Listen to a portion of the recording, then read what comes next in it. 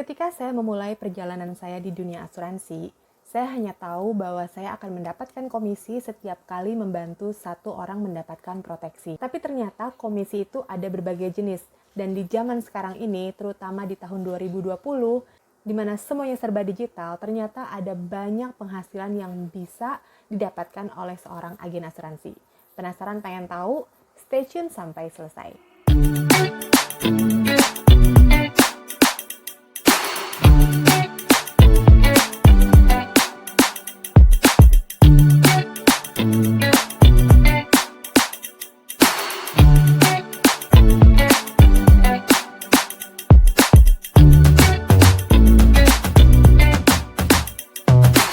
Beberapa bulan terakhir ini kita tahu ada banyak sekali orang menggunakan sosial media kayak Facebook, Twitter, Instagram. Tanpa pandemi aja semua orang tuh udah banyak yang menggunakan media sosial ini, apalagi sekarang ini. Dan juga satu yang lagi rame nih sekarang yaitu LinkedIn. Di awal-awal masa pandemi banyak sekali yang mencurahkan kegundahan hatinya di sosial media karena banyak yang dirumahkan dan banyak juga yang berhentikan dari pekerjaan. Nah, ketika new normal dimulai lagi, itu saya lihat di timeline saya mulai banyak tuh berseliweran lowongan kerja yang dibuka dan saya bisa merasakan ada new hope di situ. Tapi beberapa minggu terakhir ini, saya melihat ada second wave of unemployment, di mana mulai lagi tuh banyak yang gundah lagi karena ternyata ada batch-batch berikutnya yang dirumahkan atau diberhentikan dari pekerjaan. Kalau ada pelajaran besar yang bisa kita petik dari pandemi ini, itu adalah punya satu keran penghasilan saja ternyata tidak aman. Bahkan old wisdom sebenarnya sudah mengatakan berkali-kali, don't put all your eggs in one basket.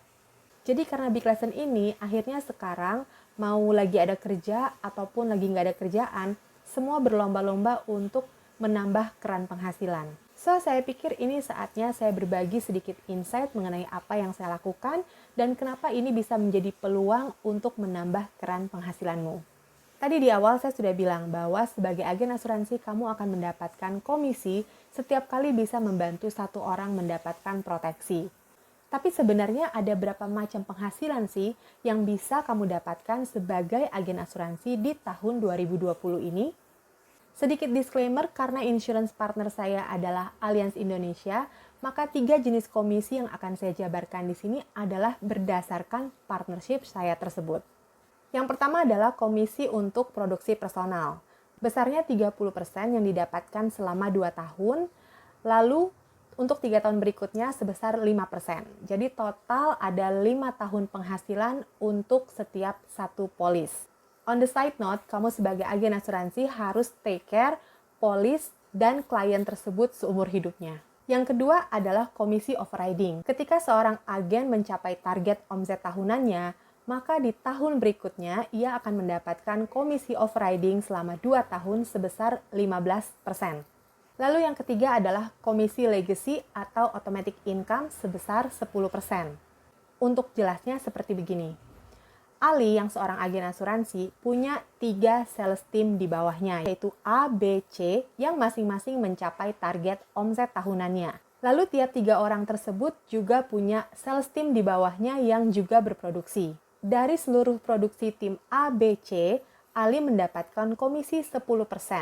Dan ini merupakan legacy yang bisa diwariskan.